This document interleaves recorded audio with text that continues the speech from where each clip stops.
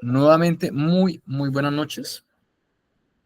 Quiero pedirles amablemente que por favor escriban sus respectivos nombres en el chat para que quede la constancia de su control de asistencia. Recordemos que la clase ya empezó a grabarse y la plataforma después me envía en un formato de texto los nombres de los participantes. Entonces, en el chat colocan su nombre completo como evidencia de que han estado conectados esta noche a la sesión de clase. Recordemos que esta es una metodología híbrida. Algunas clases son virtuales, otras son presenciales. Y de manera directa, esta metodología se llama educación asistida. Esa es la forma técnica y correcta de hablarla. Entonces, cualquier pregunta que vaya surgiendo, con gusto estoy atento a resolverlas. Por favor, me confirman si están viendo la pantalla compartida.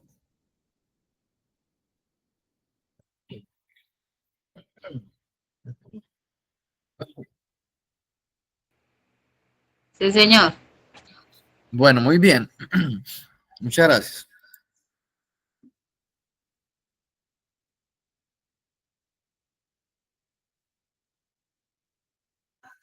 Estas son las temáticas que vamos a compartir esta noche. Primero, ¿qué son los enfoques pedagógicos en la educación infantil? Segundo, principales enfoques pedagógicos en la educación infantil. Vamos a ver 3. Por supuesto, hay muchos más, pero esos son los más importantes. Tercero, comparación de los métodos. Y cuarto, como siempre se hace, por cada sesión hay unas actividades prácticas que ustedes deben de desarrollar en su casa. ¿Cuál es el objetivo de esta noche? ¿Qué busca desarrollar en ustedes? ¿Qué es lo que se quiere? El siguiente objetivo, conocer los principales enfoques pedagógicos en la educación infantil y su impacto en el aprendizaje y desarrollo integral de los niños. Eso es lo que se quiere esta noche. Que ustedes cumplan con este objetivo esta noche. ¿Cuál? Que les quede claro, que conozcan cuáles son los enfoques más importantes. Cuando hablamos de métodos educativos, de métodos relacionados con la pedagogía en la educación ¿qué?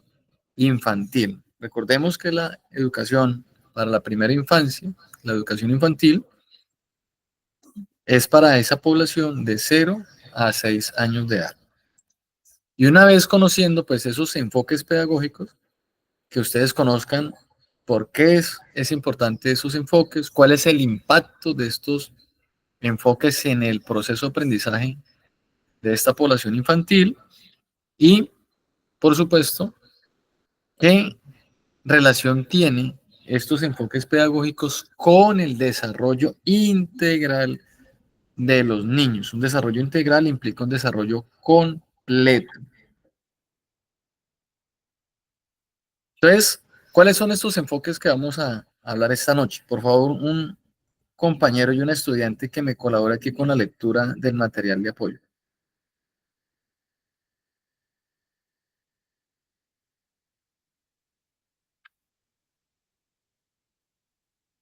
Bueno, los escucho para que hagamos esto participativo. Bueno, Jordi, yo le voy a colaborar con esa Con mucho lectura de la gusto, introducción. profe Ricardo. Entonces, los enfoques Montessori, Waldorf, Regino Emilia han revolucionado la educación infantil al centrarse en el aprendizaje activo, la creatividad y el desarrollo integral del niño. Cada uno de estos modelos ofrece principios únicos que fomentan la autonomía, la imaginación y la exploración del entorno, brindan de aprendizaje enriquecedoras y personalizadas. Muy bien, profesora, muchas gracias. Con gusto. Estos enfoques se centran en qué? En que el niño pueda desarrollar su autonomía, su imaginación por medio de la exploración del entorno.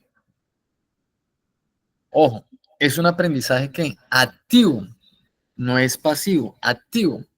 Es decir, el niño no solamente recibe información, sino que experimenta explorando su entorno. ¿Para qué? Para desarrollar la creatividad, para que el niño no sea solamente esa personita, ese ser que está recibiendo una información, sino que él empieza a comprender esos fenómenos que están alrededor de él. Él empieza a comprender y a entender el medio ambiente en el que él está creciendo.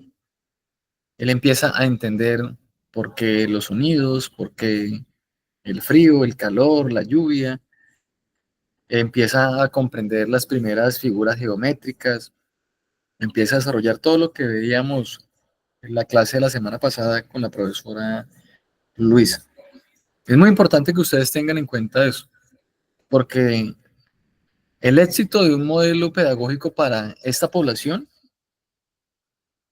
tiene que enfocarse en esto, que el niño es el centro de este proceso educativo, que el niño es el beneficiado de este proceso educativo.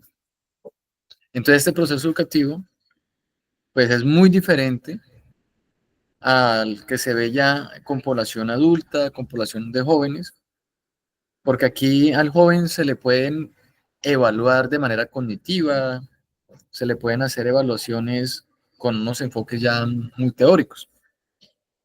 Aquí lo que busca esta educación no es evaluar al niño, sino es desarrollar en el niño la creatividad, la innovación, la autonomía, la imaginación, que él empiece a sentirse seguro. Es decir, darle las bases para que a futuro sea un ser humano integral. Entonces, aquí la evaluación es muy observativa. O sea, más a futuro, en el desarrollo de la temática, creo que en el segundo mes, ustedes van a ver eso. O sea, hay que presentar unos informes de acuerdo a la observación que el profesor, el educador, empieza a analizar y a evidenciar en el desarrollo de estos niños.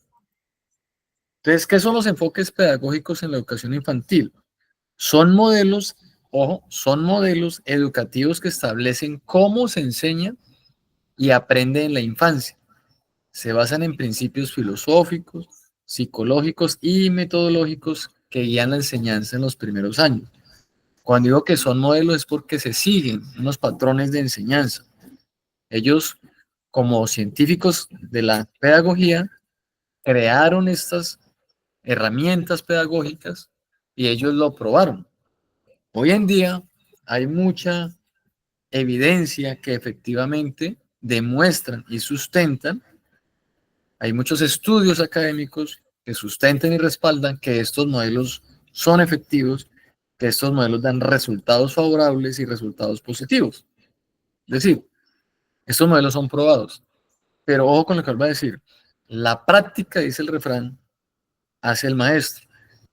Con el tiempo, el conocimiento que ustedes tienen, la experiencia que van a adquirir, van a perfeccionar su conocimiento. Recordemos que este convenio que estamos desarrollando con el LIDES y la Escuela de Enfermería tiene convenios con otras universidades. Entonces ustedes terminan acá la parte técnica y con otras universidades le homologan para que en 6 meses sean tecnólogos, en 16 meses sean profesionales. La idea es que ustedes sigan en ese proceso de formación y a través de ese proceso de formación, cuando tengan esa mayor idoneidad, mayor conocimiento, mayor experiencia, también le aportemos a estos modelos educativos. Los mejoremos si se puede, ¿por qué no decirlo de esa manera? Entonces, estos enfoques tienen unos principios. ¿Cuáles son? Para que los tengan en cuenta. Recordemos que cuando hablamos de principios que son muy importantes, son la base, son los principios rectores. Entonces, ¿cuáles son los principios generales de estos enfoques que queremos estudiar esta noche? Muy importante, por favor. Les recuerdo que el material ustedes lo van a tener, pero presten mucha atención, miren. Respeto por el desarrollo natural del niño. Yo conocí a una persona que yo le critiqué esto. Es un caso real, porque tenía a su hijo y pues decía que el niño era superdotado. Pero yo cuando hablaba con el niño, yo lo veía como un niño normal. Entonces veía que el niño sabía muchas cosas y muchos temas, pero no era porque el niño fuera superdotado, sino porque el papá, una persona que tiene mucho dinero, tenía profesores privados y en la casa sus profesores le enseñaban al niño muchos temas. Y entonces era un niño pues muy pequeño que ya tenía a su acceso profesores privados de alto nivel, tenía elementos de computadores, tablets, celulares muy costosos y todo lo que ustedes se quieran imaginar que puede tener hoy en día un profesional universitario en temas de electrónica, de robótica, ese niño lo tenía en su casa. Entonces el niño aprendió, pero de una manera que acelerada. Y yo le decía a esa persona que me preocupaba que ese niño cuando fuera joven y adulto, cuántos problemas en su comportamiento social iba a tener porque ese niño no estaba viviendo la niñez. No estaba viviendo la niñez, no había juego. Entonces él me contestaba a mí, el papá de niño, no, es que a él no le gusta el juego. Claro, a todos nos gusta el juego. Porque cree que la industria a nivel mundial del entretenimiento y del deporte mueve millones de dólares. Incluso hoy se le llama el quinto sector de la economía, todos los espectáculos y todo eso, porque a la gente le gusta el entretenimiento, a la gente le gusta jugar. Eso hace parte de nuestra naturaleza humana. Y él me decía que no, que era que al niño no le gustaba jugar. No, y ese señor influenció de una manera muy drástica y estricta en el desarrollo infantil de su hijo, porque desde muy pequeñito le tenía profesores. A los 3 años le tenía ya profesores de idiomas. Y la verdad, eso uno lo puede decir, no, buenísimo, ese niño va a salir adelante, es un niño, imagine, cuando sea adulto maneja 8 idiomas, 5 carreras. Bueno, y la parte humana, yo le decía, señor, y la parte de los valores, pues usted está llenando su hijo de matemáticas, está llenando su hijo de información de software. Bueno, y los valores, la religión, la filosofía. Y me decía que a él no le interesaban sus temas, que cuando el muchacho estuviera grande, tomaba la decisión, se creía en el sol, la luna, las estrellas, sino se creía en el universo, en Dios, que eso él no se iba a meter en eso. Entonces, miren tan importante el respeto por el desarrollo natural del niño. Muchos de los programas del gobierno, porque en los privados sí lo manejan, que se manejan a través, valga la redundancia, del bienestar familiar, los centros de desarrollo infantil, esos programas de las guarderías del bienestar familiar, tienen prohibido a los niños menores de 6 años enseñarles. Los deben tener solamente para el cuidado, el desarrollo de sus diferentes habilidades, motriz gruesa, fina, etcétera, etcétera. Pero no lo tienen para estudiar. Y muchas veces los papitos, por falta de conocimiento, no, es que el niño, mire, lo tengo ahí en el jardín, no le han enseñado ni las vocales, porque resulta que en esa edad no están para eso. Sin embargo, pues a través de unas estrategias pedagógicas, de acuerdo a su edad, hay cierta información que se les puede dar a los niños, insisto, de acuerdo a su edad. Mire, otro principio súper fundamental, aprendizaje basado en la exploración y la experimentación. Yo siempre he insistido mucho eso, de que el niño antes de usted enseñarle la clase de la fotosíntesis y de las ciencias naturales, de temas de biología, etcétera, etcétera, pues qué bueno que usted primero lo haya llevado al campo, al río, que le haya visto las hormigas, las orugas, las mariposas, las flores. Es mucho más fácil que una persona que ha experimentado, ha explorado, ese niño que coge la tierra, que coge las plantas, el pasto, que pone sus pies en la arena, que toca el agua, esos niños después van a aprender más rápido y más fácil cuando se les esté dando ¿qué? La teoría. Y eso está comprobado científicamente. Por eso en algunos países modernos a los niños de hasta los 7 años no les enseñan nada. Y en 3 años, cuando tienen 8, 9, 10 años de edad, en 3 años le dan lo que aquí en Colombia se dan 6 años, porque aquí es transición, primero, segundo, tercero, cuarto y quinto. Muchos países de Europa La primaria tiene 3 años, pero porque empieza a los 7 años. Ya el niño experimentó, el niño exploró. Tercer principio, súper importante. Estimulación de la creatividad y la autonomía. Yo les ponía un ejemplo que hacía con mis hijos. No sé si se acuerdan que la niña pequeñita yo le colocaba en la habitación unas lámparas que botaban unas esencias muy agradables, esencias que yo sabía que eran naturales, a base de aceites, no tenían químicos.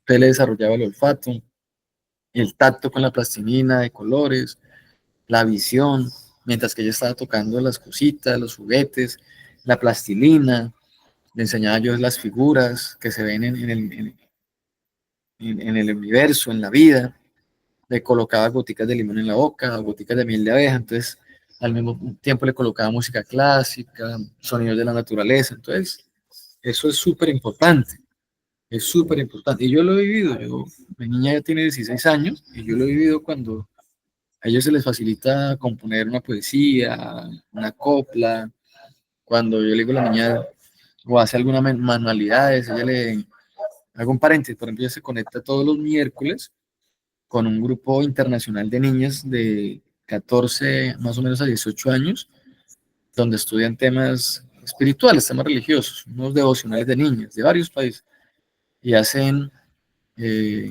artísticamente como los resúmenes de lo que aprenden en esas conferencias, en esas reuniones de todos los miércoles, en horas de la mañana. Y cuando yo le miro las agendas, los cuadernos son muy, muy bonitos, tienen mucha creatividad para eso. Y los lunes, todos los lunes, ellos se reúnen. eh, en esa ya practica mi hijo que tiene 14 años y la niña que tiene 16, en un club de lectura donde se conectan niños también de varios países. Mis hijos están en un modelo educativo que se llama Educación en Casa, Homeschool. En Ibagué hay 100 familias con esa metodología, en Bogotá hay más de 1000. Eso está creciendo mucho a nivel mundial. Entonces yo he experimentado en ellos eso. Para ellos a veces es más fácil desarrollar sus procesos creativos y yo veo que en cierta forma pues ayudó esa estimulación temprana. Entonces es muy bueno que al niño se le ayude con la estimulación temprana para que desarrolle por supuesto esa creatividad y la autonomía. Más adelante pues ustedes van a ver en el transcurso del estudio todos esos ejercicios. La primera parte es más teórica, después van a ver todos esos ejercicios, los talleres, los ejemplos. Ustedes más adelante les va a tocar aprender el tema de los cuentos, el tema de las rimas, el tema de los juegos, etcétera, etcétera. Todo eso hace parte de ese proceso de formación de ustedes.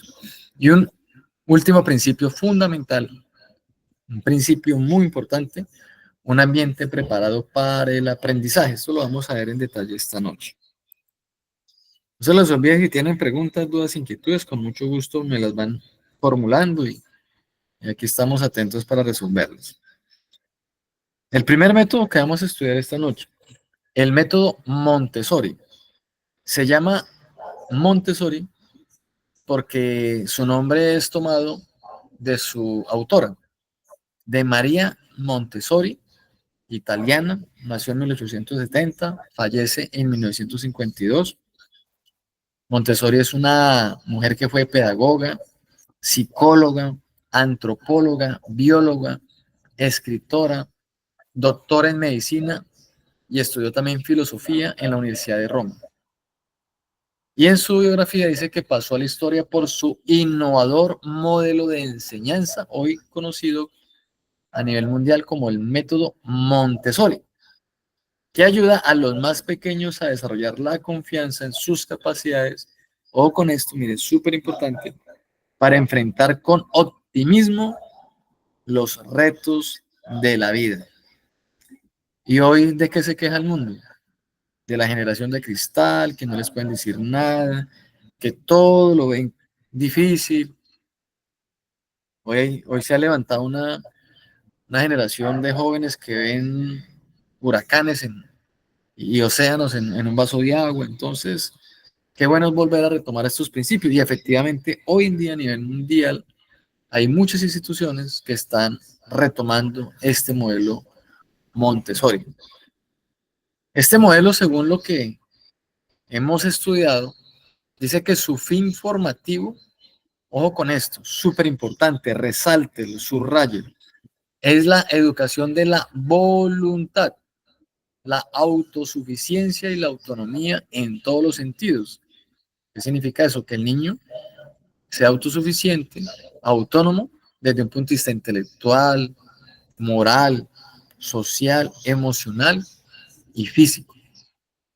Súper importante, porque hoy en día que tenemos una serie de personas adultas con muchas insuficiencias en áreas morales, en áreas emocionales,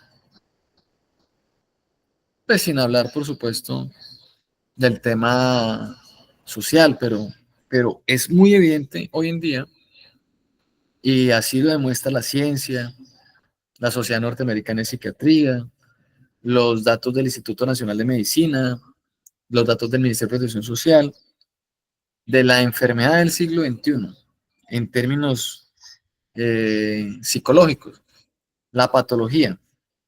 Número uno, la depresión. La depresión. Entonces, ¿por qué tanto adulto hoy se deprime? Pues hay que mirar las raíces, hay que mirar cómo fue ese proceso de su infancia, de la niñez, aún de la adolescencia, que les han generado una serie de vacíos y entonces hoy pues no tienen esa capacidad, esa resiliencia para soportar a veces esas luchas, esas pruebas y esas dificultades que todo ser humano vive, porque no existe una persona en el mundo que nunca se vaya a enfrentar a un reto, a un problema, a una dificultad, porque eso hace parte de la vida. Vida perfecta no existe. Mundo perfecto no existe. Existía en el Edén. Hoy ya no existe. Hoy no existe un mundo perfecto. La persona aún más adinerada del mundo tiene retos, tiene problemas, tiene responsabilidades. Estamos viviendo un tiempo muy conflictivo. Inestabilidad política, inestabilidad económica, inestabilidad social. Es un mundo muy complejo. Guerras, enfermedades, pestes. Y frente a eso, pues se necesita una persona, una humanidad fuerte, de carácter, de voluntad. Pero vemos que hoy las sociedades se desboronan, se destruyen, las familias se destruyen, los jóvenes se destruyen, las niñas, los niños están siendo hoy atacados en su integridad, en su cosmovisión, en sus valores, precisamente porque hay una falta de voluntad, hay una falta de carácter en ese nuevo ser que hoy está incluso en muchos aspectos gobernante. Entonces, miren lo importante de tener en cuenta estos métodos, especialmente el que estamos hablando, el método Montessori. Entonces, este método nos recuerda el planteamiento platónico de la educación de los filósofos de allá de Grecia. Consisten en educir de cada ser humano aquello que da sentido a su vida. Y eso se ha perdido hoy. La gente no le encuentra un sentido a su vida. La gente quiere tener una profesión sin vocación. La gente quiere ser un buen profesional, pero sin vocación es muy difícil ser buen profesional. Si usted quiere ser un muy buen pedagogo infantil, tiene que tener vocación. Pero la vocación está directamente relacionada con el propósito. ¿Cuál es el propósito de su vida? O sea, ¿cuál es el sentido de su vida? Querida estudiante, querido estudiante, ¿por qué está usted con vida? ¿Por qué está en ese planeta Tierra? ¿Cuál es el propósito de su vida? Y si usted quiere, hago un paréntesis con mucho respeto y aprecio, encontrar el propósito de su vida, sentido de su vida, eso se encuentra con Dios. Eso se encuentra con Cristo. Cristo da propósito. Él nos da propósito. Él da valor a nuestra vida. Él da valor a nuestra existencia. Él da y nos muestra el verdadero sentido a la vida. Y cuando nosotros tenemos propósito, el propósito de Dios en nuestros corazones coloca amor al prójimo, amor a los niños, amor al anciano, amor. Y eso se convierte en vocación. hago las cosas por amor, porque me nacen, porque quiero, y esa vocación me conduce a generar unas actividades profesionales con ética, con pasión, con calidad, con responsabilidad. Quiero hacerlo mejor, no por un sueldo, porque plata se puede conseguir haciendo una rifa. Y usted haciendo las cosas con vocación se convierte en un muy, muy buen profesional.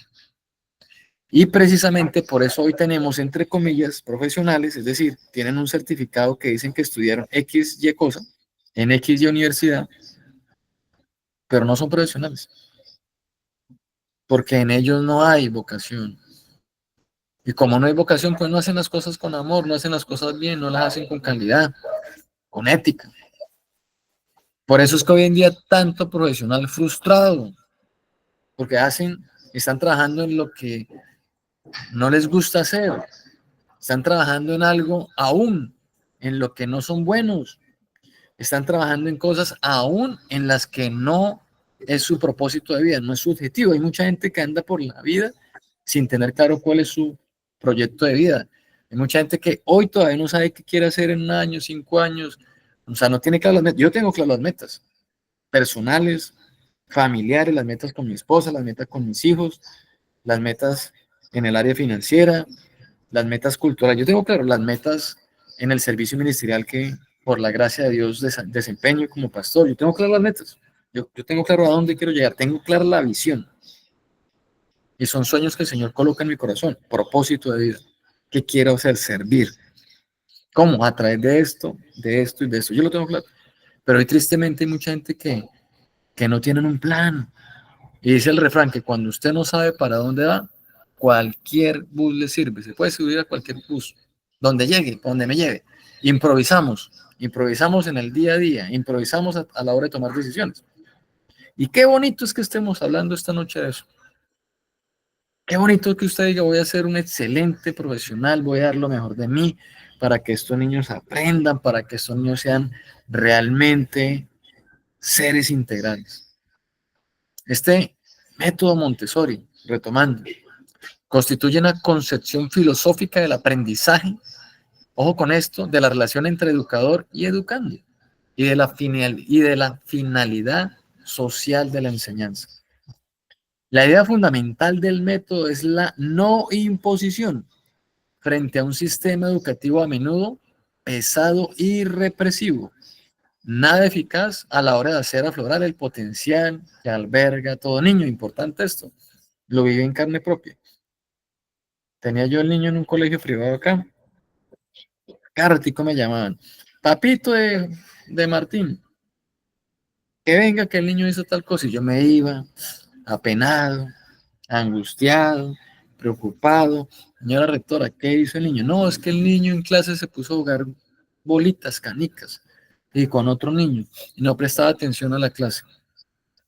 Así, el niño estaba jugando con un trompo. El niño estaba jugando con un carrito. Eso pasó mucho en sexto, séptimo. Y así cada ratico. Hasta cuando le dije un día me cansé, le venga, profe, con todo el respeto que usted merece, pero la culpa no es del niño. Si al niño que está en el salón, para él es más importante la canica, esa bolita pequeña de cristal, es porque a la profesora le falta pedagogía, le falta estrategias didácticas, le falta manejar herramientas didácticas, le faltan estrategias pedagógicas. O sea, para el niño le llama más la atención coger el trompo que lo que la profesora está enseñando. El problema aquí no es del niño, es de la profesora. Porque cuando yo fui estudiante, yo también lo viví. Habían profesores que se les notaba que hacían las cosas con pasión. Habían temas tan interesantes que yo quería aprender, que el profesor podía hablar todo un día y yo no me cansaba, quería aprender más, uno preguntaba, uno estaba contento. Pero cuando no hay eso, cuando no hay motivación, pues ¿cómo van a estar los niños? Pues aburridos. Y yo le decía, no, el problema no es del niño. Y lo viví muchas veces. Que mire, que el niño hizo tal cosa, que el niño tal. Y cuando uno iba a pedir el boletín al fin del año, le entregan el famosísimo observador. Y ese documento, oiga, qué cosa tan terrible, eso parece como el pasado judicial. Y yo le decía, venga, profe, es que solamente ven en el niño las cosas negativas Y para mí yo la analizaba, no porque fuera mi hijo, pero yo la analizaba con conciencia, porque yo soy el más interesado en la disciplina de mis hijos. Yo decía, profe, pero es que esto no tiene sentido, o sea, esto es una cosa de niños, o sea, el niño hizo tal cosa, pero no, mire, tal. No bien, de 100 anotaciones, una justificada. Una, día que le sacó la lengua al profesor y yo le dije que eso era falta de respeto. Yo le decía, profe, pero ¿por qué no colocan en el observador que el niño es aseado, que el niño es educado, que llega puntual, que entrega los trabajos a tiempo, que le gusta la lectura, que le gusta el deporte, que le gusta el ajedrez, pero solamente lo malo? O sea, ¿no ven las cosas buenas del niño? Entonces, ¿qué cosa tan compleja? Un sistema educativo represivo. Si no hace esto, corrección. Si no hace esto, disciplina. Que no sale el descanso. Que no esto. Que no lo otro. Y aquí lo que estamos viendo, pues efectivamente, es un método diferente al tradicional en el sentido literal que está enfocado en realmente aflorar el potencial que alberga todo niño. Bonito eso. Es decir, que este método quiere hacer que el niño desarrolle todo que es su potencial, todas sus habilidades. Y científicamente hay mucha evidencia de lo que le estoy diciendo. Por ejemplo, usted va al colegio y le enseñan de 6:30 a 7:30, 2 horas de matemática, cambio de clase, una de religión, cambio de clase, dos de sociales, historia, el descanso y así. Su cerebro científicamente está demostrado, no ha despertado, por eso hay ejercicios para despertar el cerebro, ejercicios de entrenamiento cerebral. El cerebro no se ha despertado, el niño durmió, comió, o sea, el desayunó, el cerebro no se ha despertado. Y ¡pum! Matemáticas.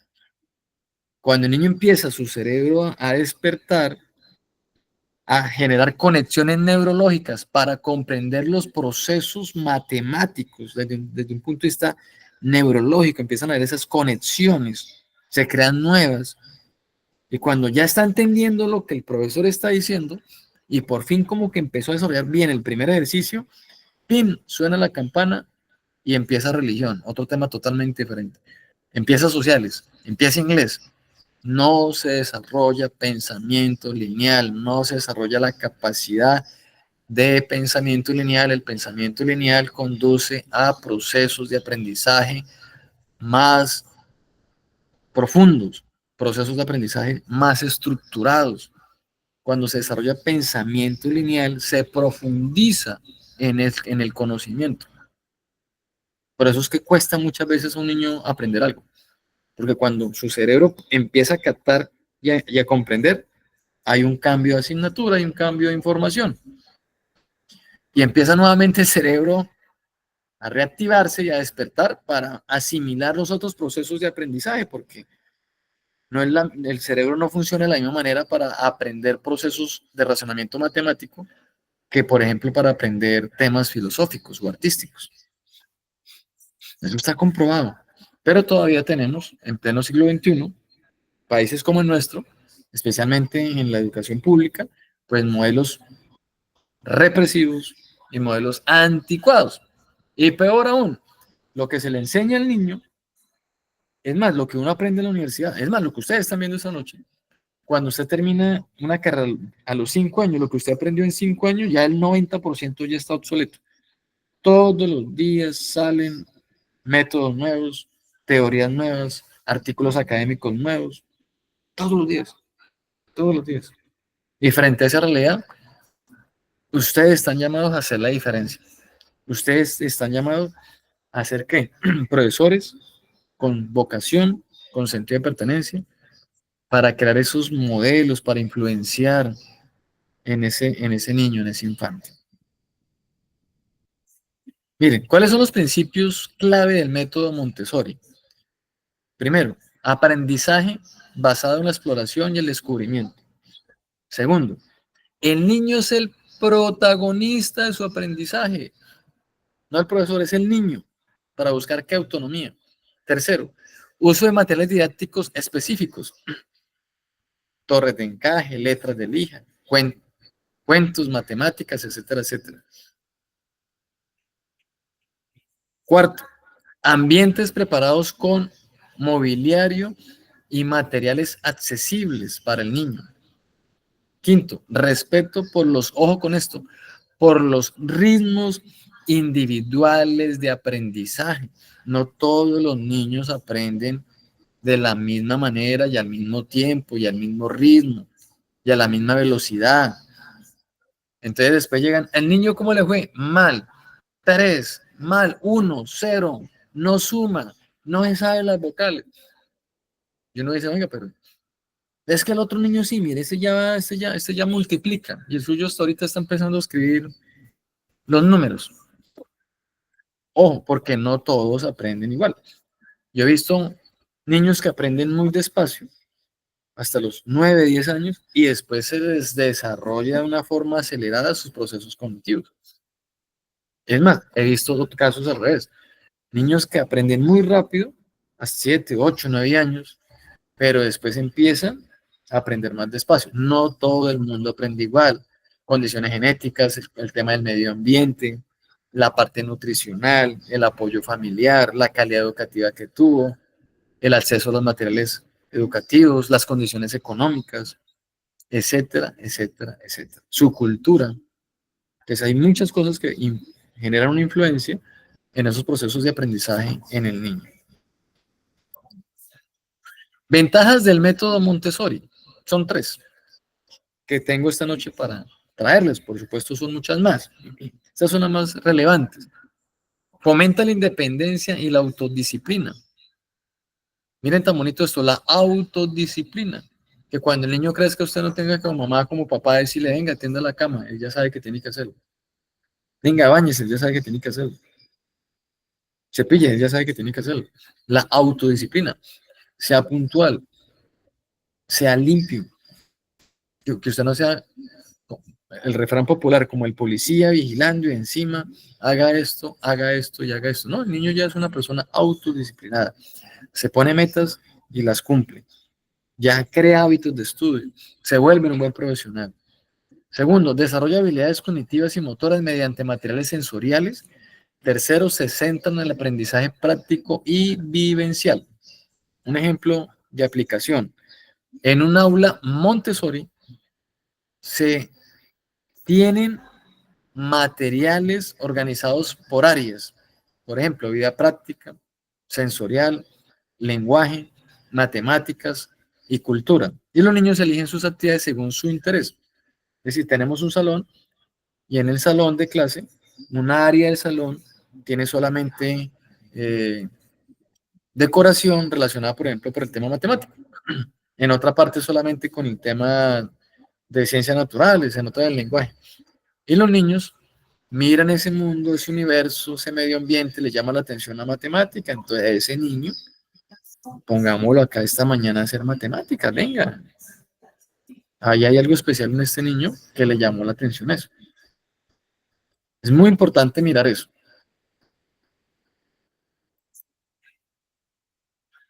Pasamos a la pedagogía Waldorf.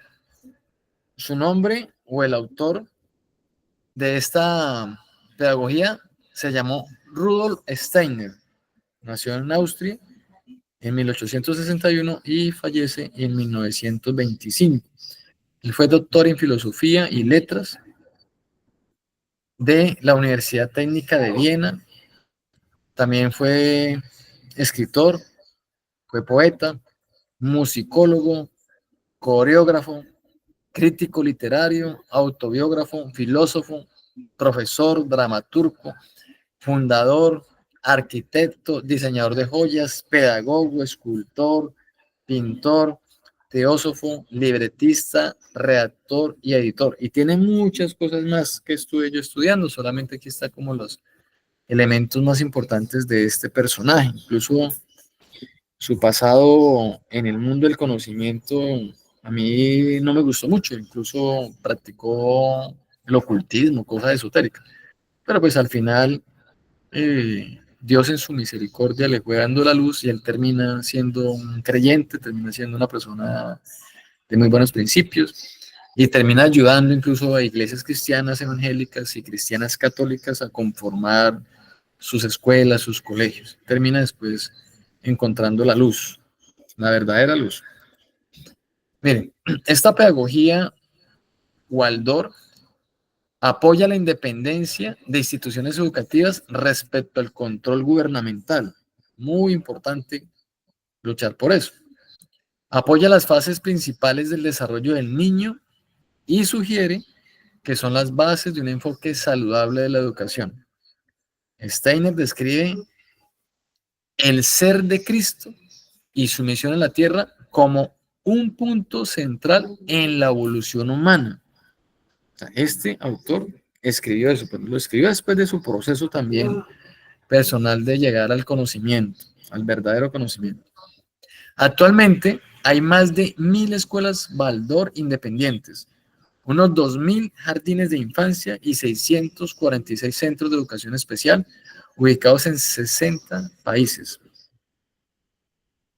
lo que constituye uno de los movimientos escolares independientes más grandes a nivel internacional. También hay varias escuelas públicas basadas en la pedagogía Waldorf. Toda esta información o estos datos son de acuerdo al año 2017. Al día de hoy, por supuesto, deben haber muchos más, pero en el año 2017 habían 2000 jardines de infancia que a nivel mundial aplicaban esa pedagogía. 1000 escuelas, que eso es un número bastante significativo. 600 centros de educación especial y están ubicados en 60 países. Y hoy en día yo sé que esto ha retomado mayor relevancia. La pedagogía Waldorf nos enseña también unos principios claves, unos principios fundamentales. ¿Cuáles? Primero, educación basada en el arte, la creatividad y la imaginación. Qué bonito es que cuando ustedes estén como pedagogos, como educadores de esta población infantil, ayudemos a los niños por medio de que del arte, que ellos puedan experimentar a través del arte, pero no ir a matarle la creatividad a los niños. Usted le dice a un niño, dibújeme una mesa, dibújeme una casa, y lo que él haga. Si él hizo la casa redonda, apláudelo, listo, porque si esa es la visión o la cosmovisión que él tiene de una casa, aplaudirlo. Si usted ve que el niño, como casa, hizo una especie de árbol, apláudalo. Pero tristemente, por falta de conocimiento, le matan la creatividad al niño, se la matan. Porque si el niño hace algo que uno lo puede llamar como viriñaque, uno lo regaña. No, no, eso no es una casa. Y uno coge en el cuaderno y le hace un cuadrito y encima del cuadrito un triángulo. Mire, esa es una casa. O en el tablero del profesor, mire, esa es una casa. Sí, eso fue como una S. Y le mató la creatividad al niño. De ahí en adelante, cada vez que usted le diga al niño, dibuje una casa, lo va a hacer como el profesor se lo dijo. Dibújeme una mesa y le hace un palito con una tapita encima y usted le dice, no, no, eso no es una mesa, la mesa es una rayita acá y 4 patas. Le dañan la creatividad al niño, se la matan. Entonces, coja al niño y dígale, miren, dibújeme el olor de la manzana. No la manzana, dibújeme el olor del limón. Dibújeme el olor de la fresa, el olor de una flor, de la rosa. Si al niño le hace la manzana, bueno, lo relacionó con la manzana. Pero usted le puede decir, muy bien, eso es una manzana. Pero usted le dice, dibújeme el olor, dibújeme el sabor. Desarrollar la creatividad de los niños, desarrollar la imaginación, desarrollar el arte, las historias, los cuentos. El niño mío ganó hace un mes, bueno, le llegó un premio ganó el año pasado, en noviembre, concurso nacional de Parques Nacionales de Colombia en cuentos. Hizo un cuento, lo envió por internet y, oh, grata sorpresa, que quedó de primero a nivel nacional. Le llegó el premio hace un mes, una enciclopedia muy bonita. Y estamos organizando con Parques Nacionales de Colombia porque acaban de hacerle el cuento a través de un video cuento, que editárselo, todo eso. Entonces, qué bonito es que el niño desarrolle la imaginación, los cuentos, las historias, como quieran hacerlo. Como quieran hacerlo. No bloquearlos. Si el niño dice que el sol es azul, hay que decirle que sí, porque eso hace parte de su imaginación. Lo que no podemos decirle a un adulto de 50 años, si me sale con un cuento que el sol es azul, pues uno tiene esa idea que es daltónico, ¿sí? Pero acuérdense que estamos en procesos de formación de niños, de infantes, ¿sí? Y son niños que no se les puede matar la creatividad. O sea, el adulto no puede, ya con una formación y un pensamiento estructurado, matarle la creatividad al niño, la imaginación al niño. Claro, nosotros sabemos que, por ejemplo, el mar tiene una serie de gamas de azules, azul marino. Pero si el niño dice que para él, en un paisaje que está haciendo, en su cuaderno, un dibujito que está haciendo, que él ve el mar amarillo, pues yo no le puedo decir, no, miren, es que es azul. Nosotros ya tenemos ese conocimiento, ya tenemos un proceso cognitivo desarrollado, hay unos procesos de racionamiento que se han dado. Entonces no podemos dañar la creatividad del niño. Si el niño dice que el mar es rojo, pues sí, es rojo. Insisto, porque estamos hablando de niños de 3, 4, 5, 6 añitos. Pero, por supuesto, a futuro ellos ya van, pues, conociendo la realidad del medio ambiente y con base a su experiencia, con base a la información que ellos tienen, pues empiezan a entender mejor el universo que los rodea. Segundo, enfoque en el desarrollo integral, corazón, mente y manos. Corazón, mente y manos. No es un desarrollo aislado. Hay unas teorías comprobadas de que el ser humano tiene una parte física y otra parte espiritual. En la teología eso se conoce como la dicotomía del ser humano. Dicotomía del ser humano. Dentro de la dicotomía del ser humano hay dos vertientes, hay dos líneas. Una, la de la tricotomía, y la otra, la de la bicotomía. La bicotomía habla de que el ser humano tiene un espíritu y un alma, que es lo mismo, que son espíritu y alma es igual, que son sinónimos, y una parte física. En mi caso personal, yo creo en la tricotomía, porque así lo encontré yo en la palabra de Dios, en la Biblia. El ser humano tiene un espíritu, un alma y un cuerpo. Y hemos estudiado las diferencias entre el espíritu, hemos estudiado las diferencias en el alma y las diferencias de el cuerpo. ¿Qué pasa con el cuerpo? Polvo eres, polvo te convertirás. ¿Qué pasa en el alma y qué pasa en el espíritu? Hay mucha explicación frente a eso. Incluso en Harvard hicieron un experimento con pacientes que ya estaban desahuciados o personas ya muy de edad avanzada que estaban en estado de agonía. Entonces los tenían en sus camas, pero las camas tenían pesas con sensores, lo estaban pesando. Y cuando la persona moría, automáticamente se dan cuenta que pesaba menos. Entonces empezaron la discusión, bueno, pero ¿por qué esa persona pesa menos? Ah, es que hubo fluidos, pérdida de fluidos. Muchas personas cuando mueren tienen pérdida de fluidos y resulta que los miraban y no había pérdida de fluidos. No, es que pues botó el aire. No, pues al contrario, si había aire dentro de ellos, pues menos pesaban.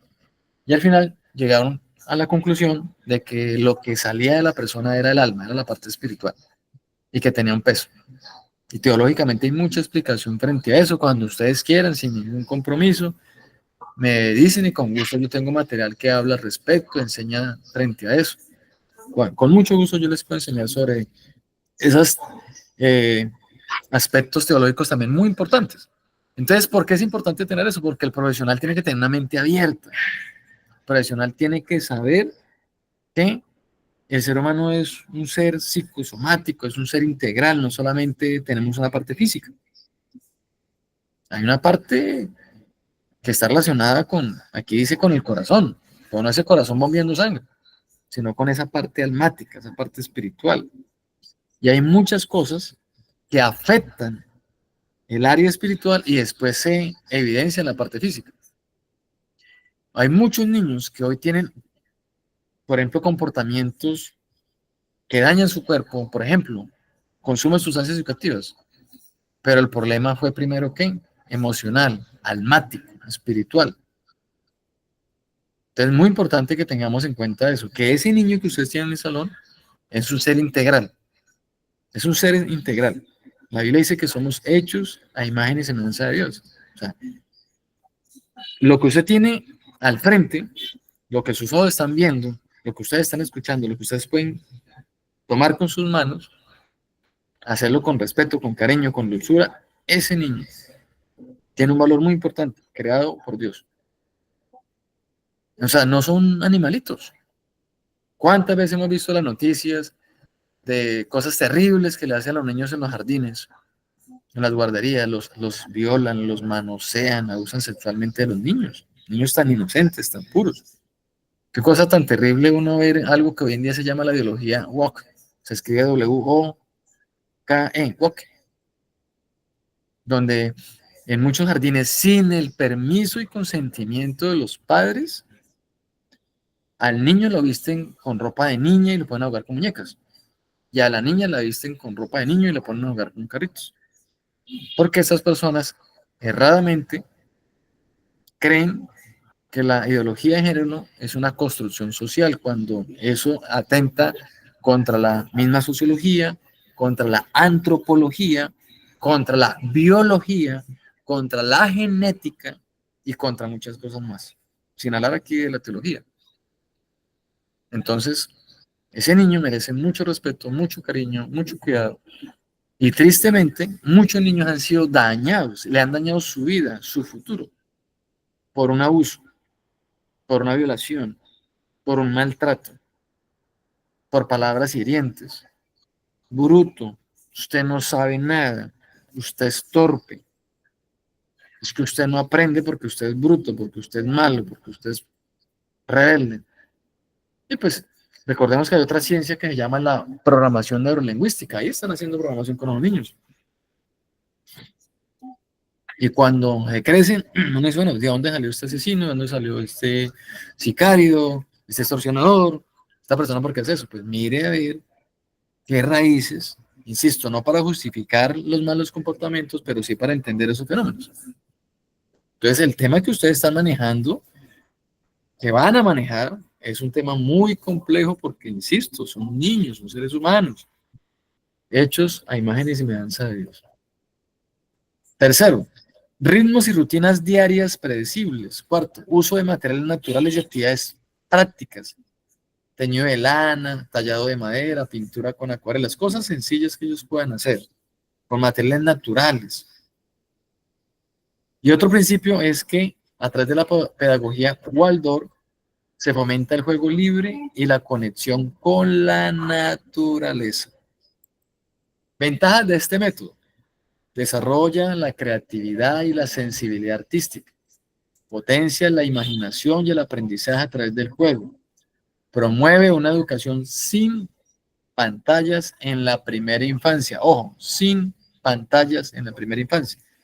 Y hoy en día la gente, pues por ignorancia, por desconocimiento, para que el niño no llore, póngale el celular. Para que el niño no llore, prendan el televisor, pónganlo en el computador, pónganle la tablet. Australia, que son países desarrollados, por ley prohíben darle un celular a un menor de 16 años. Tiene que tener 16 años para poder tener celular. El dueño de Google, el dueño de Microsoft, Bill Gates, el dueño de Facebook, los dueños de las grandes Big Tech, así se llama, las Big Tech, las grandes empresas tecnológicas del mundo, a sus hijos menores no les dejan acceso al Internet, no les entregan celulares. Los dueños de eso, los dueños de iPhone, ellos no le entregan a sus hijos. Y acá uno ve cómo los padres le entregan un celular a un niño de 2 años, 3 años, 4 años, 5 años. Hoy hay tanta evidencia científica del daño que le hace a los niños en su parte neurológica. Hay investigaciones que los relacionan incluso el uso del celular con cánceres cerebrales, etcétera, etcétera. Muchas enfermedades. Y sin contar de la mala información que puedan recibir. La mente del ser humano es muy rápida. Y una imagen dañina, nociva, una imagen de desnudos, una imagen pornográfica, puede entrar en la mente de un niño en un segundo y empieza a generarle al niño desviaciones, porque el niño, su mente no está preparada, porque su biología, porque su fisiología, porque su anatomía no está preparada. El ser humano, Dios hizo un cuerpo perfecto, una máquina perfecta, y hay unos momentos en la vida para cierta clase de información, para cierto tipo de conocimiento. A un niño de 1 año, 2, 3, 4 años no se le puede mostrar eso, esas cosas. No se le puede mostrar desnudos, pornografía. Lo dañan. Y después mires cómo el esfuerzo para borrar eso de la mente de ese niño. Por eso dice que una imagen vale más que 1000 palabras, que eso está demostrado científicamente. Lo que usted ve tiene una conexión directa con su cerebro. Lo que ve se conecta más rápido con su cerebro que, por ejemplo, que con lo que se escucha. Eso está demostrado científicamente. Por eso es que se invierte tanto en publicidad, por eso la publicidad en redes, en televisión vale tanto, porque son imágenes, la gente lo ve. Científicamente está demostrado, la repetición continua y constante de un mensaje llega inevitablemente a la acción. Lo está demostrado científicamente. Entonces, ¿qué peligro es tenerle a los niños pantallas? Es una enorme irresponsabilidad de parte del adulto que hace eso. Ejemplo de aplicación. En una escuela Waldorf, los niños participan en actividades como narración de cuentos, manualidades y juegos al aire libre, evitando la enseñanza académica formal hasta los 7 años. Aquí en Colombia, pues no lo tenemos hasta los 7 años, sino ¿hasta cuándo? Hasta los 6. Pero pues miren, esta metodología lo que nos habla. Actividades como narración de cuentos. Un niño aprende mucho cuando se le narran cuentos, historias, a través de las manualidades. Importante, juegos al aire libre. Preguntas, dudas, inquietudes de lo que hasta el momento hemos compartido.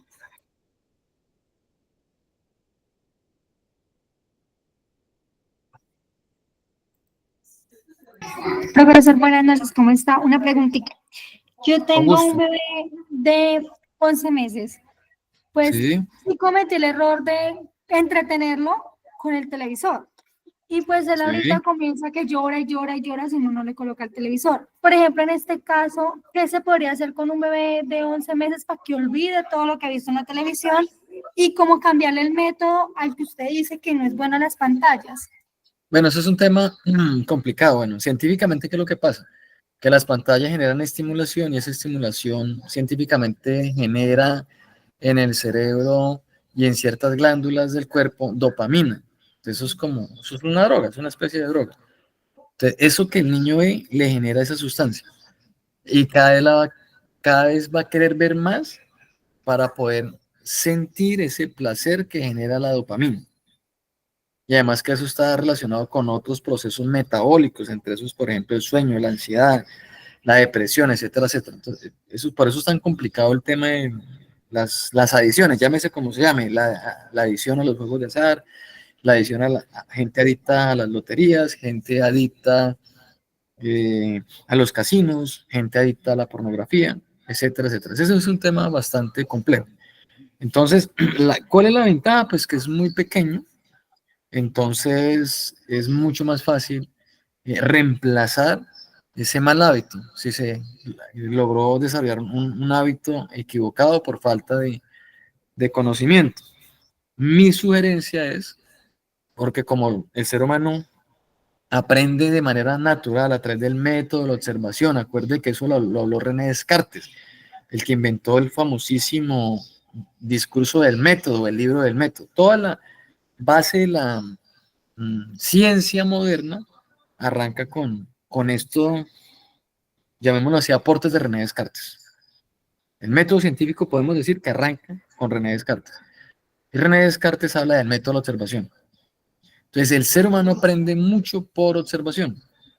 Yo nunca, por ejemplo, le enseñé a la niña a amarrar los zapatos, y un día vi que lo hacía, porque ella me vio a mí hacerlo muchas veces. Cuando a mí me tocó por primera vez hacer un arroz, yo lo hice, pero a mí nadie me enseñó a hacer eso, ni yo fui a hacer un curso de cocina, pero vi a mi mamá hacerlo 1.000.000 de veces. El ser humano aprende muchísimo por medio de la observación, por eso es tan importante el buen ejemplo en casa. Si el niño en casa ve al hombre pegándole a la mujer, el papá pegándole a la esposa, pues es un niño que está aprendiendo eso a través del método de la observación. O sea, lo que el adulto haga de manera directa se lo está enseñando al niño. El niño lo está aprendiendo por medio de la observación. Si el niño está viendo cosas Profe, buenas, aprende cosas buenas. Si ve cosas malas, aprende cosas malas. Ya le doy la palabra, Pablo, para terminar. Entonces, como es un niño pequeño, es mucho más fácil quitarle ese mal hábito, insisto, entonces como por medio de cosas que él observe que sean muy bonitas. El tema de las carteleras, con colores muy llamativos y con esos procesos de juego y con procesos de estimulación temprana que usted puede hacer para que la mente del niño, ese proceso cognitivo y de estimulación, ya no esté prestando atención en esa pantalla que le generaba ese placer, sino que ahorita otra actividad le genera ese placer al niño. ¿Listo, compañera? Ok, profe, muchísimas gracias, sí, señor, ya entendí. Listo, Paula, cuéntenos. profe, yo conozco un caso cercano en cuanto a lo que decía la compañera. Eh, hasta donde yo tengo entendido lo que es el síndrome de Down y el tema de autismo, es algo que se desarrolla o se crea, por decirlo así, durante el embarazo. Resulta y sucede que conozco un caso muy cercano de un niño con autismo que se le desarrolló después de que el niño nació. Al niño, como teniendo un mes de nacido, le empezaron a colocar pantallas. Mm. Y esto hizo que el niño se obsesionara con el tema de la televisión, con el tema de Lulipampín, con el tema del gallo, que no me acuerdo cómo es que se llama, el de la granja. Llegó un momento en donde el niño se atrasó, pero, o sea, increíble, porque el niño caminó a los 2 años y el niño a hoy día tiene, si no estoy mal, 3 años y él no habla. Él está en este momento con tratamientos, está haciendo terapias, que está con terapias auditivas, terapias para el tema del habla y nada, nada, nada, nada. Entonces, Muchas el gracias, tema de Paula, las pantallas es cosa compleja, compleja. muchas gracias, Paula, por su aporte, por su importante participación y el testimonio de que usted nos cuenta, pues, que ha sido testiga de eso. Ese tema es mucho más complejo, Paula, porque, pues, aquí, en mi caso personal, pues, no soy un neurocientífico, ¿sí? Pero sí he tenido la oportunidad de estudiar el tema de manera empírica y el tema del autismo y el síndrome de Down es mucho, mucho más complejo de lo que nosotros creemos. Detrás de eso hay un componente genético, el tema nutricional, de la madre en el embarazo, el tema de las emociones. Hay muchísimas cosas de por medio, pero muchas, muchas, muchas, muchas. El tema de antecedentes de consumo de sustancias psicoactivas y alcohol por parte de la madre o el padre. O sea, hay una cantidad de elementos y respaldado científicamente que han generado en los niños eso. Pero ojo con lo que les voy a decir, y es súper importante. Esta semana yo miraba, porque pues yo a veces miro muchas noticias también internacionales, uno de los últimos de la dinastía Kennedy, uno de los familiares de John F. Kennedy, que fue presidente de Estados Unidos, fue nombrado como el ministro, llamémoslo así, de salud de Estados Unidos. Allá tiene otro nombre. Entonces, le dijo Donald Trump a este señor que la meta de él era eliminar el autismo en Estados Unidos. Yo me quedé mirando, pero ¿cómo así? O sea, ¿por qué le da esa orden y en base a qué? Y después va y dice en el discurso, y está todas las evidencias, que cómo era posible, ojo con esto, que de cada 100 niños que están naciendo en Estados Unidos, 30 están naciendo con autismo. Y que hace tan solo 20 años nacían de cada 100, 3. Y que de hace 40 años nacían 1 y que de 50 para atrás no hacían. Entonces, las investigaciones también apuntan, aparte de lo que yo nombré, los antecedentes de la madre, del padre, en el tema de sustancias psicoactivas, alcohol, el tema nutricional, el tema de las emociones muy fuertes de la madre, maltrato, cuando la madre, tema nutricional, el tema genético. Aparte de todo eso, hay evidencia hoy tristemente de los químicos en muchas cosas, en los jabones, en las frutas, en la comida, que están dañando unos componentes del ADN, del, incluso, incluso ni siquiera el ADN como tal, sino unos componentes de la cadena de proteínas del ADN que están generando esos trastornos. Y uno dice, wow, qué cosa tan terrible. O sea, y uno dice, ¿qué manos oscuras puede haber también detrás de eso? Pues ya sabemos que hay intereses de multinacionales con los químicos, pero uno al final también dice, también hay una agenda oculta para acabar con la población mundial. Recordemos que a través de la conferencia de Roma del año 60 y se ratificó en el 80, se establecieron unas políticas internacionales para disminuir el número de habitantes.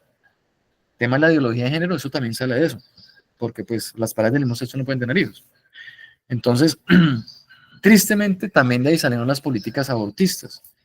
Y en estos países, por ejemplo en Europa, en Finlandia, hay países donde no hay niños con autismo, no hay niños con síndrome de Down, porque en el embarazo le hace un examen y le dice, miren, su niño va a nacer con esto, y de una vez dan la orden de abortar al bebé. Entonces, es un tema muy delicado, porque uno no sabe si al final, aparte de que los químicos de las empresas agropecuarias, de esas multinacionales y de muchos productos, de pronto sin saberlo lo hicieron, pero al final uno dice, bueno, pero también hay unas políticas para disminuir la población y todo niño que viene así, lo abortan, lo abortan. Es un tema muy complejo.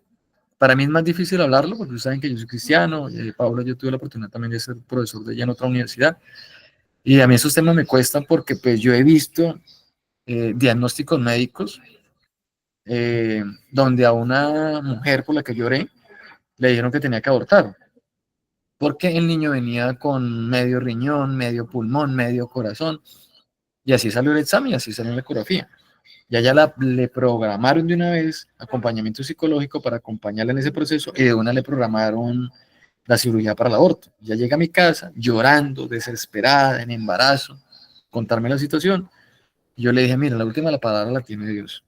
Y si usted cree que Cristo tiene el poder para sanar ese bebé, Él lo hace. Y empezamos a orar con fe, con mucha humildad. Dios nos escuchó y efectivamente cuando ya va a los 20 días ya para prepararse para que le hagan el procedimiento, en la otra ecografía el niño estaba totalmente sano, sano. Entonces, aún para mí es más difícil uno decir, sí, es que pobrecito, el niño viene con malformaciones, ¿para qué nacer así? O sea, yo no puedo, ni siquiera frente a un caso de esos, estar a favor del aborto, porque he visto niños y con documentos en mano, con exámenes en mano, sin un riñón y el otro medio, con medio pulmón, medio corazón, y el niño nació, ya hoy en día tiene 4 años, si no me falla la memoria, y está súper alentado. Y eso lo he visto también en otras personas. Nada, hermana de la iglesia, también científicamente no podía tener hijos, habían hecho todo lo posible, no podía quedar en embarazo, oramos, Dios mostró que iba a tener hijos y ya tiene dos, un niño y una niña. Y en el primer embarazo le dijeron que el niño venía con malformaciones, que tenía que abortar. Yo le dije, hermana, pero si Dios le sanó el vientre, usted científicamente no puede tener hijos y quedó en embarazo, ¿usted va a seguir creyendo en las mentiras del maligno? No, créale a Dios. Dios no hace un milagro a medias. Si ya le sanó el vientre, ese niño viene alentado. Ella me creyó, oró, no siguió por ahí en el médico y el niño nació alentado. Alentado. Es un niño y se llama Jesús el niño. Entonces, ese tema es muy complejo, Paula. Yo siempre he creído en la misericordia de Dios. En estos casos uno puede orar por el niño, Dios si se quiere, si él quiere, si es la voluntad de Dios, puede sanar al niño. Pero lógicamente el compromiso de la mamá, el compromiso del papá, de seguir a Cristo. Entonces, Dios puede hacer esos milagros. Yo lo he visto muchas veces. Entonces, miren tan bonito hablar esto y gracias Pablo por su comentario, porque qué bueno que ustedes como futuros personas, de pronto no van a ser profesores de niños, pero de pronto, por ejemplo, yo sé que Pablo es profesional, tiene especialización, aquí hay personas con unos perfiles altos, pueden ser coordinadores de programas, coordinadores de estas instituciones que manejan los programas.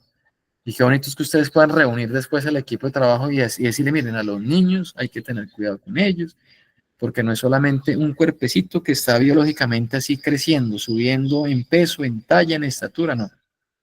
Hay un corazón que hay que cuidar, un alma que hay que cuidar. Entonces, y qué bonito, pues mis hijos ya están grandes, la niña tiene 16, el niño 14, pero qué bonito es en el caso de la compañera que habló, que ya podemos poner en práctica en nuestra propia casa lo que estamos aprendiendo acá. Oiga, tengo una nieta, tengo una sobrina, un sobrino, una primita, ya empezar. Venga, prima, no le ponga el celular a la niña, mire que le hace daño. Yo lo he dicho un millón de veces, hay gente que pues no cumple con decirle, no hacen caso, pero es muy, muy peligroso. Hago un paréntesis, yo estudié una maestría en TIC. Yo vi cómo se programa eso. Nosotros hicimos unos simulacros con inteligencia artificial.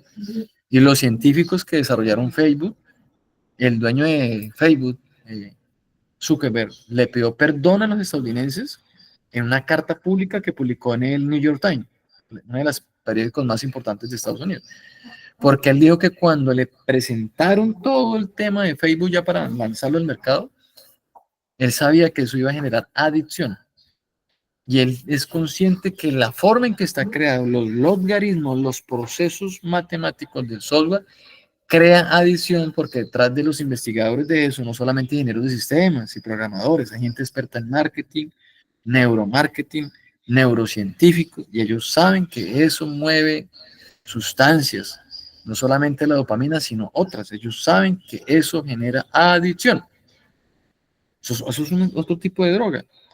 Y detrás de eso hay científicamente 17 enfermedades, 17 patologías comprobadas por la Sociedad Norteamericana de Psiquiatría por el mal uso de las redes.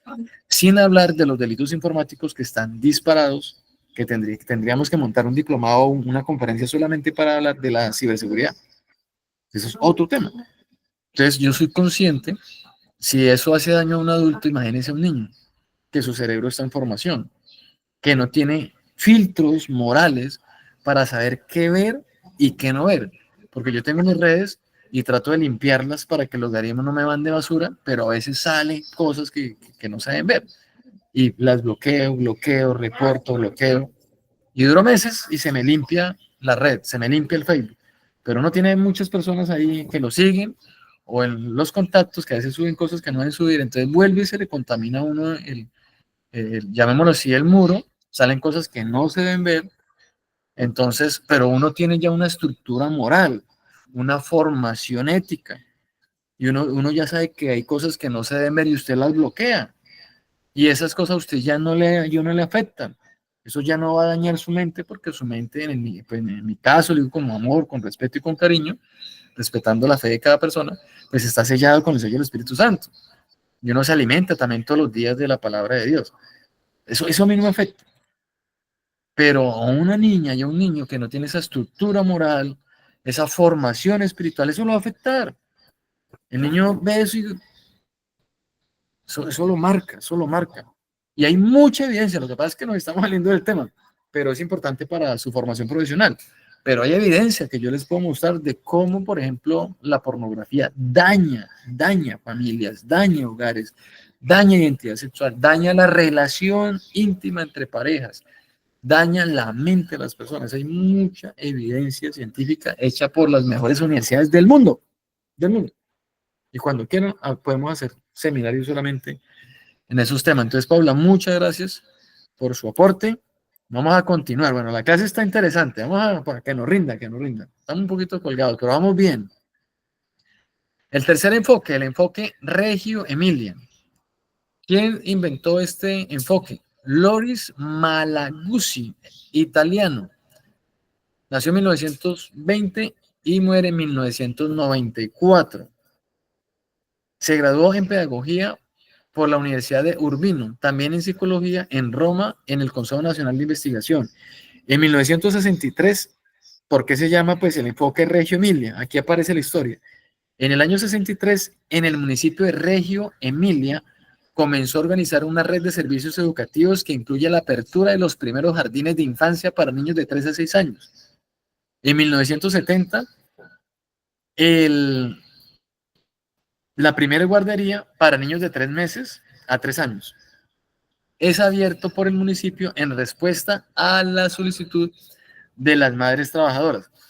Este tipo se dio cuenta de una necesidad, había unas señoras que estaban trabajando y no había quien cuidara a las niñas, y este señor gestiona que se crea por primera vez, llamémoslo así, las guarderías. Entonces, el autor es Loris Malaguzzi, pero como toda su investigación académica nace en este pueblo de Italia, Reggio Emilia, se denominó a su pensamiento y a su enfoque pedagógico como el enfoque Reggio Emilia, el honor al municipio donde nace esta pedagogía. Malaguzzi introdujo el taller en la escuela. Miren tan importante eso. Si pudiera, habría reemplazado la tipología de la vieja escuela con una escuela hecha de talleres y laboratorios. Lugares donde las manos de los niños, haciendo, jugando, podrían conversar con la mente como lo es en las leyes biológicas y evolutivas. Está bonito eso. La atención primaria al niño y no al tema, a enseñar al proyecto y no a la programación, ojo con esto, al proceso y no solo pensando en el producto final, entonces es donde aparece esta importante pedagogía. Porque hoy que estamos viendo que al niño se le enseña es pensando que en el producto. Pero aquí más que pensar en el producto, 2 más 2 es 4, no, es en el proceso. Cómo asimila que es un 2 y cómo lo aplica en su vida. Malaguzzi creía que el entorno físico era de importancia fundamental para el programa de la primera infancia y lo llamaba al entorno físico como el tercer maestro, es decir, para él, donde el niño aprendía, era el tercer maestro.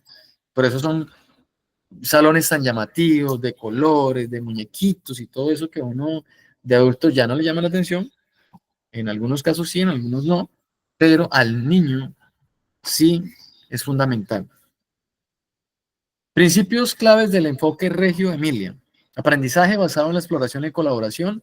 El niño es protagonista y el maestro es un guía. Importancia del ambiente como tercer maestro. Documentación del aprendizaje a través de proyectos y portafolios. Uso de múltiples lenguajes de expresión. Pintura, escultura, música, teatro, entre otras. Ventajas de este enfoque. Fomenta la curiosidad y la investigación. Desarrolla la comunicación y el trabajo en equipo. Potencia la expresión creativa y artística. Ejemplo de aplicación. Un aula Reggio Emilia se organiza en estaciones con materiales de artes, experimentación sensorial y construcción. Los niños desarrollan proyectos según sus intereses, guiados por preguntas abiertas del maestro. Entonces vamos aquí a comparar los métodos, miren.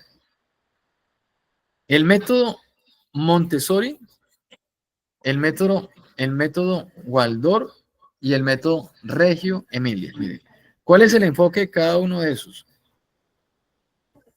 El rol del niño, según Montessori, es que él aprenda a ser autónomo y que aprenda a su ritmo. Según Waldorf, el niño debe desarrollar la creatividad y la imaginación. Y según Reggio Emilia, el niño debe ser investigador y aprende en proyectos. Según Montessori, el maestro es un observador y guía. Para Waldorf, el maestro es un narrador y facilitador. Y en el método Reggio Emilia, el maestro es un mediador del aprendizaje. Para Montessori, el ambiente es ordenado y estructurado. Para Waldorf, natural y artístico. Para Reggio Emilia, flexible y adaptable.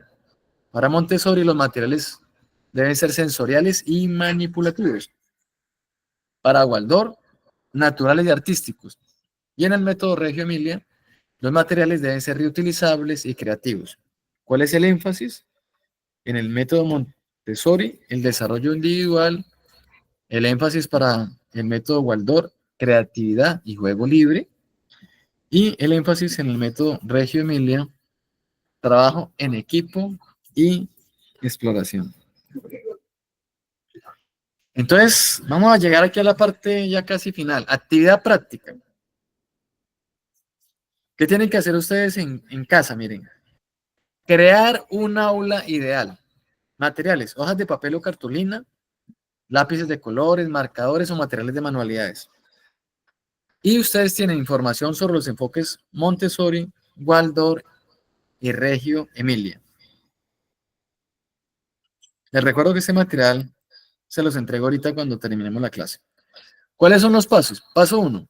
Elige 3 espacios en casa. Pueden ser mesas, habitaciones o áreas diferenciadas en el suelo. Un espacio en la casa, pues dividen 3 áreas. Y a cada área le asignan un enfoque. Montessori, Waldorf, Reggio Emilia. Entonces usted diseña cada aula. Montessori organiza materiales accesibles para el niño, estanterías bajas, objetos de la vida cotidiana y actividades que fomentan la autonomía. Aula Waldorf crea un ambiente cálido con elementos naturales, juguetes artesanales y espacio para el arte y la narración de cuentos. Y en el aula Reggio Emilia diseña un rincón creativo con materiales de arte, elementos reciclados y un panel donde se puede documentar el aprendizaje con fotos y dibujos. Tercero, hace la presentación, que esa es la que me interesa a mí que tienen que llevar, ojo, a la clase teórica, la 3. El único lo hacen en su casa, la 3. Escribe en un cuaderno cómo cada diseño refleja los principios del método educativo correspondiente. En el cuaderno usted compara las diferencias y similitudes de cada aula y analiza cuál te parece más efectiva para el aprendizaje infantil. Esta actividad te permite visualizar cómo cada enfoque se adapta al entorno y cómo puede aplicarse en la educación diaria. Y más adelante, pues usted cuando esté con sus niños, cuando esté trabajando, cuando esté laborando, usted puede decir a la directora, a la rectora, mire, es que estos salones no cumplen con nada, no son ni Montessori, ni Waldorf, ni Reggio. Y usted con base al diagnóstico inicial, a los niños que tengan, a las edades, dice, mire, sería muy chévere el reto, el método o la metodología Waldorf. Apliquemos de Montessori esto y apliquemos de Reggio Emilia esto, porque ustedes los pueden combinar. Pero qué bueno es que ustedes puedan armar esos espacios. O el primer semestre con un método, el segundo con otro, el primer núcleo con esto, por periodos, etcétera, etcétera, etcétera. Entonces es muy, muy importante eso, muy, muy importante para su después práctica.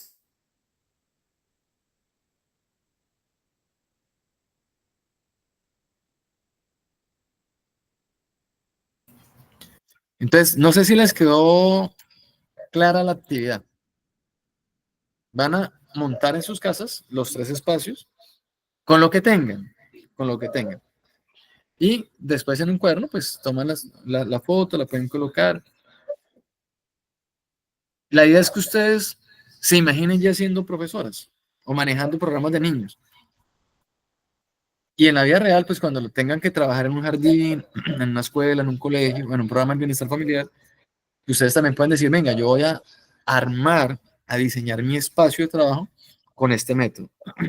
Porque usted ya sabe cuál es el que más resultado le va a dar, de acuerdo a la población que tiene, de acuerdo a los niños, al número de niños, de acuerdo a los materiales que tiene, etcétera, etcétera.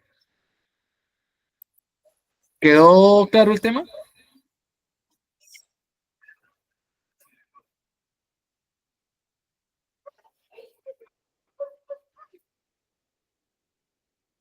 Entonces vamos a participar.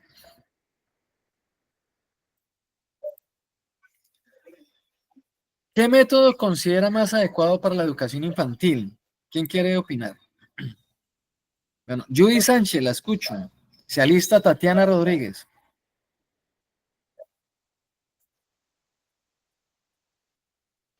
Listo, Paula, la escucho mientras que se alista Judy y Tatiana.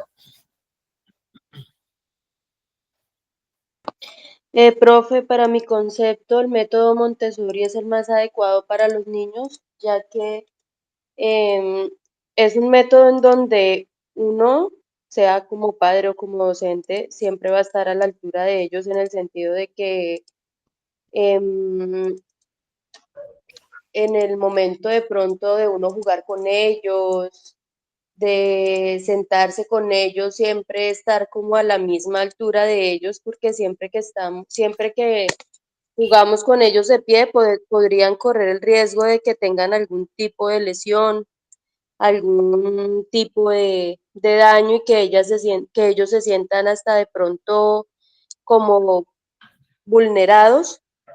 Lo que se ve con el método Montessori es que, o por lo menos en mi caso, yo soy una que a mí me encantan los niños y yo soy una de tirarme al piso a jugar con ellos.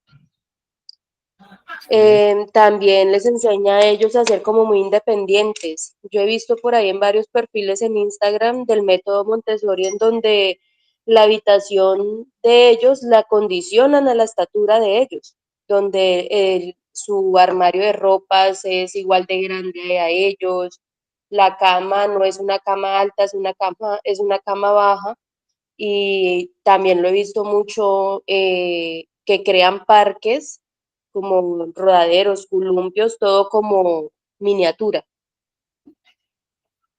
Muchas gracias, Paula. Por eso cuando en los jardines también, aún las unidades sanitarias, no todos usan la estatura de los niños. Muy bien. Tiene la mano levantada María Gamboa. Pero bueno, queremos escuchar aquí a Judy Sánchez, Tatiana Rodríguez, Valentina Rodríguez. Vamos a arrancar con la segunda pregunta. ¿Qué elementos de cada enfoque podríamos combinar en una enseñanza integral? Tenemos los tres. Que usted me diga, profe, me gustaría de Montessori esto, pero de Regio esto. Y yo haría una clase así. Y la escucho, María Gamboa.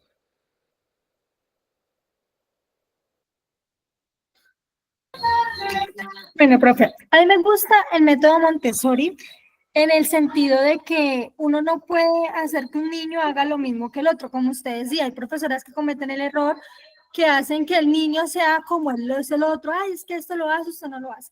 Por ejemplo, si yo tuviera mi aula de clase, mis niños, haría, por ejemplo, diferentes actividades y miraría quién de cada niño le llama más la atención. Por ejemplo, hay unos que les gusta pintar, hay otros que les gusta eh, que las acuarelas y todo eso. Eso me gustaría en el sentido del método Montessori. Y en el de la creatividad, que es el Waldorf, me gustaría, por ejemplo, los títeres, hacer un aula bien creativa, con, por ejemplo, como usted decía, que para aprender las vocales bien grandes, bonitas, en FOMI, que los niños cuando entren al aula digan, wow, eso es bonito, es chévere estar en un salón de clase así, porque por ejemplo ahorita como usted decía, hay clases que no son así, por ejemplo los salones son todos feitos, o sea, lo digo por experiencia de mi hija, que los salones son sin ninguna creatividad, y yo siempre he tenido entendido que la pedagogía es creatividad, es usar la imaginación de uno para hacer agradable un aula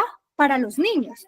Entonces, a mí me gustaría combinar el Montessori en ese aspecto de no hacer que todos los niños hagan lo mismo y el de Waldorf en el decorar, en el ser creativos, en usar la imaginación.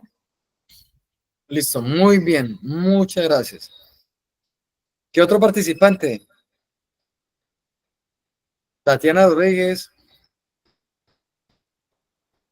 Ana María Hernández.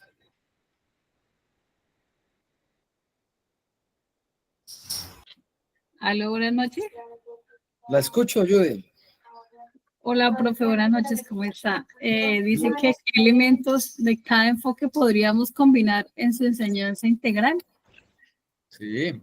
Pues como el tema está nuevo, pues yo diría pues que, como dice usted, cada niño es un mundo diferente, entonces primero hay que pues conocerlos a todos para saber de dónde vienen los niños, cómo están realmente, pues porque cada familia es diferente, ¿no? Entonces hay niños que vienen como bien alimentados, están bien enfocados en unas cosas, en otras. Entonces, según cómo esté el niño, pues uno a sí mismo debe de, pues, darle como las enseñanzas, ¿no? Miren, aquí está la comparación. Por ejemplo, en mi caso, me gusta el método Montessori en el sentido de que ella trata de, de personalizar, si se puede decir, el aprendizaje. Ella como que coge los niños y ella sabe a qué niño debe enfocarle más X tema y a otro niño Y tema, un ejemplo. Es como Ujú. muy personalizado la necesidad propia de cada estudiante. Sin embargo, Sí, por ejemplo, uno mira el método Waldorf en los materiales naturales y artísticos. Él habla sí, mucho, por ejemplo, también un aula de clase con plantas o tenerlos al aire libre, ¿sí? Y, sí. por ejemplo, uno puede tener un salón o tener actividades en los niños al aire libre de Waldorf, ¿sí? Con Sí, Montessori como un plan personalizado. Con Waldorf lo saco al aire libre, ¿sí? ajá. Pero me llama la atención con el tema de Reggio Emilia, el tema de la creatividad. Entonces sí podemos mezclarlo, ¿no? Esa es la Sí, idea que porque ustedes, todos los tres son importantes.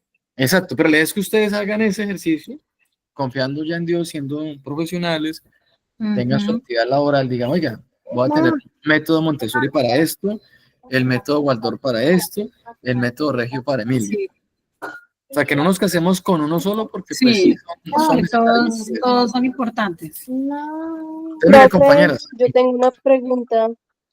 sí, En el caso mío, que bueno, yo no tengo hijos, ni estoy trabajando en este momento en un jardín. ¿Será que yo me podría apoyar en una amiga que tiene un club de asesorías para poder realizar la actividad?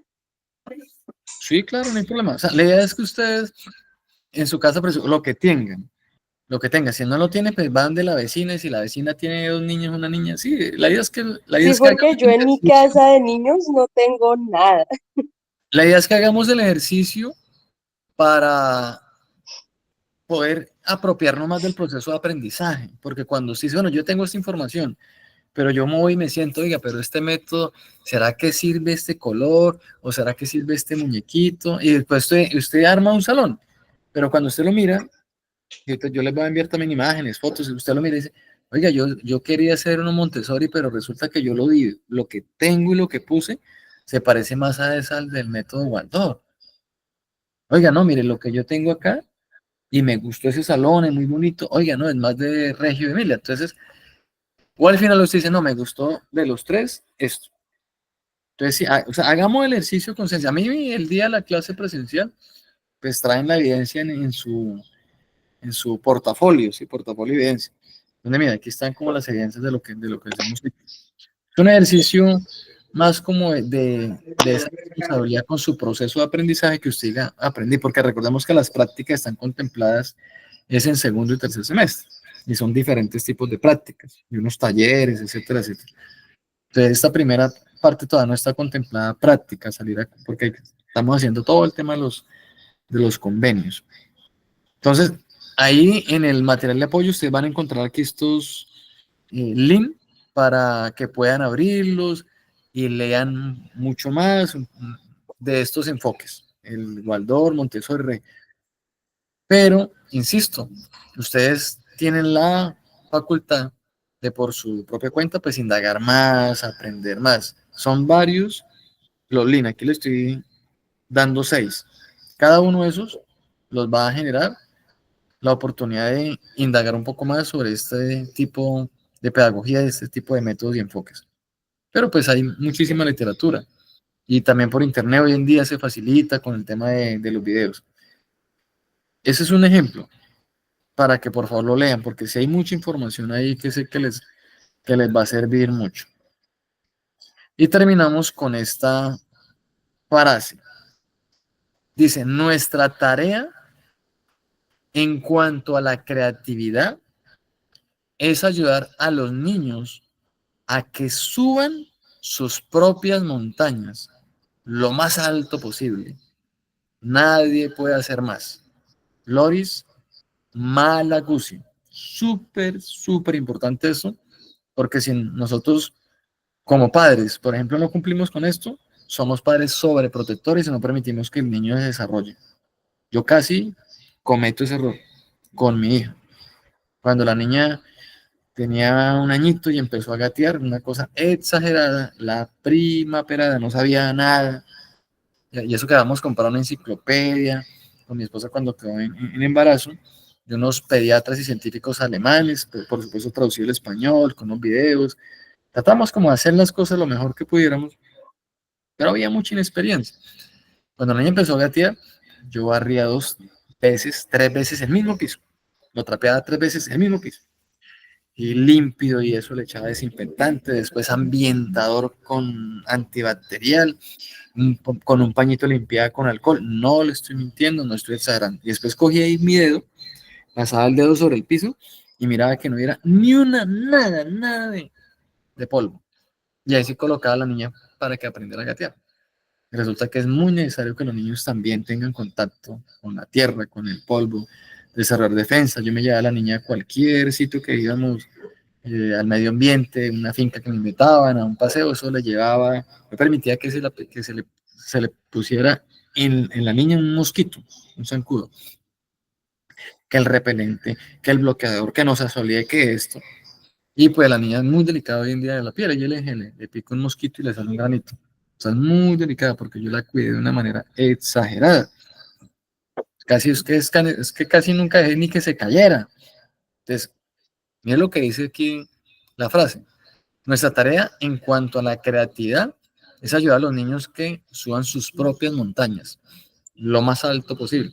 Y en la vida, con los niños hay que hacer eso, ayudarles para que ellos se desarrollen integralmente. Que si se cayó y uno mira que no le pasó nada, que se aprendan a levantar solos, porque así es la vida, nosotros vamos a tener muchos golpes y tenemos que levantarnos. Y cuando nunca nos permitieron levantarnos por sí solos, y cuando somos adultos, y cuando tenemos un fracaso, y ¿cómo nos sentimos? Sin salida, porque como nunca nos enseñaron a levantarnos, entonces la sobreprotección es peligrosa. Nosotros como Nos profesores, bloqueamos. exacto, y como profesor no podemos cometer ese error, es la sobreprotección de los niños, ¿no? Con todas las medidas de seguridad y todo, por supuesto, de aulas creadas para ello, ambientes de aprendizaje creados para ello, pero tenemos que ser un facilitador de esos procesos. ¿Listo? Entonces no sé si hay preguntas, dudas, inquietudes. Para terminar, escucho.